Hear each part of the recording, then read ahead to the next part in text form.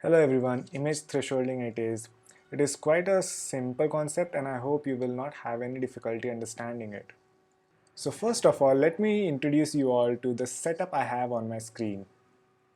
So to begin with, let's assume that we have a 1D image. What is a 1D image? Well, any shape is 2D and a line is 1D.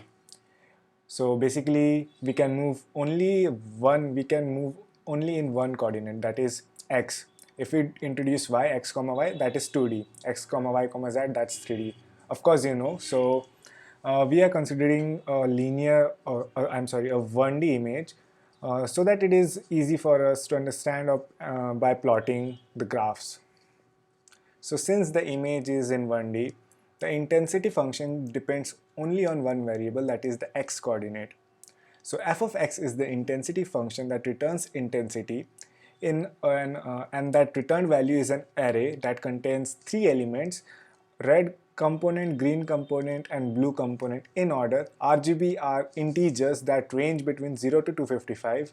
0 to 255 it is we say because remember, as we talked earlier, image is intensities are encoded in binary and generally we use 8-bit encoding. So 2 to the power 8 is 256 including 0, so we have 0 to 255 range. Now at the center of the screen we have three graphs which are basically the first element in f of x, that is f of x is returning an array, so the first element is 0 indexing, so the first element, that is red component, second element, that is green component, and blue element, that is, oh, I'm sorry, the second element, that is blue component. Each component ranges between 0 to 255, so I'll add the same on the graph. And now the functions could be anything, so I'll just draw random functions. So for f of x 0, I'll draw something like this. For the green component, it will be something like this. And for blue component, let's say it's like this. Thresholding is nothing but selecting a range of intensities on each channel.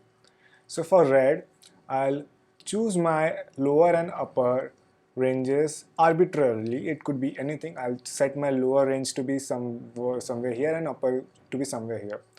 So lower is less than upper and upper is less than 255, lower is greater than 0.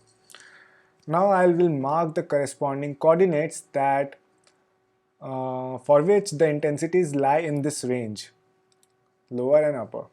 I will do the same for green. I'll just choose or select a lower and upper threshold.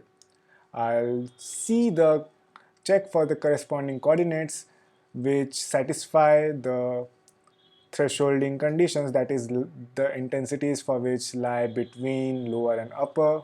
So here we have one set of coordinates, here we have another set of coordinates, and the set of coordinates that satisfy is S2, and that will be nothing but if these are A and B sets, S2 will be the union of A and B. So S2 is A union B, and A and B are the sets that contain coordinates that are satisfying the lower and upper thresholding. Now for blue color, I'll set again it's up to me for what I choose my lower and upper thresholds. So I'll choose my lower threshold to be 0 and upper to be somewhere here. I'll draw corresponding lines and check for the coordinates that satisfy the intensities lying between these lower and upper bounds. I have again two sets and S3 is the union of both the sets. Now let me define a set S, which is nothing but the intersection of all the three sets. So set S contains the coordinates which satisfy the lower and upper bounds for red channel, the lower and upper bound conditions for green channel, and also for blue channel. The coordinates that satisfy these thresholding conditions for each of the channel. The intersection of S1, S2, S3, that is called set S. So set S, there we have it, that contains the intersection of all the sets and contains the coordinates that satisfy the upper and lower restrictions on each channel, each and every channel. And now I can say that all coordinates in S, for all coordinates in S, f of x is equal to 255, 255, 255, which is the RGB code for white. And otherwise, that is not in S, for all those coordinates, I want the intensity to be 0, 0, 0, that is black.